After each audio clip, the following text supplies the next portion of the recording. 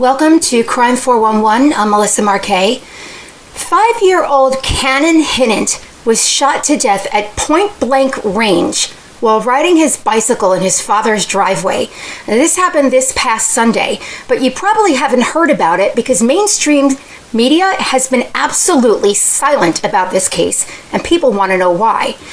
The 5-year-old boy was riding his bicycle when Darius Sessoms literally walked across the street, he is the neighbor, pointed the gun at this little boy, and shot him in the head, killing him in front of his 7- and 8-year-old sister. Now this person, Darius Sessoms, he is actually friends with the boy's father. He had literally been over that weekend, Saturday night or Friday night, for dinner and had spent time with them on Sunday morning. And all of a sudden, he walks across the street, points a gun at the kid's head, and kills him. Yet mainstream media seems to have nothing to say. Now, I am not going to say or try and take away from the Black Lives Matter, because I fully support the fact that Black Lives Matter, okay? What I have a problem with is mainstream media's refusal to report on stories when the skin color is the other way around. If this had been a white man shooting a little 5-year-old black boy, this would be all over the news. Yet mainstream media is not reporting on it because it doesn't fall within their agenda. My biggest problem with that is that mainstream media is creating more division in our country than we already have. They're pointing a picture, a very incorrect picture, that the only crimes that are happening are against black people, and that is not the case. People should be able to hear both sides of what's going on in the world, not just the side that suits their agenda. That's where I have a problem. Well, Cannon's father was interviewed on a local media station. I'm going to go ahead and play that interview for you here in just a second. Playing in the yard like any other day. Cannon had gone to church Sunday morning with his dad and sister.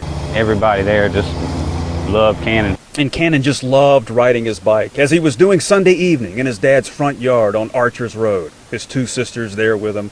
His dad, Austin Hinnant, was inside when he heard the gunshot. I just scooped him up in my arms and held him, and I screamed, and somebody help me please help me save my son. God, save my son, please. Hinnant looked up and saw his neighbor in the yard next door, gun in hand, pacing frantically.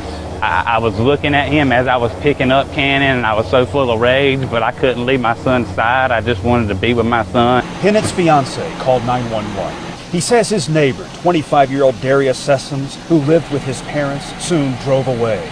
Police arrested Sessoms the next day, charging him with murder. Can you explain why he would shoot your 5-year-old boy? I have no idea why he would kill my son in front of his 2 sisters, his cousins. No idea.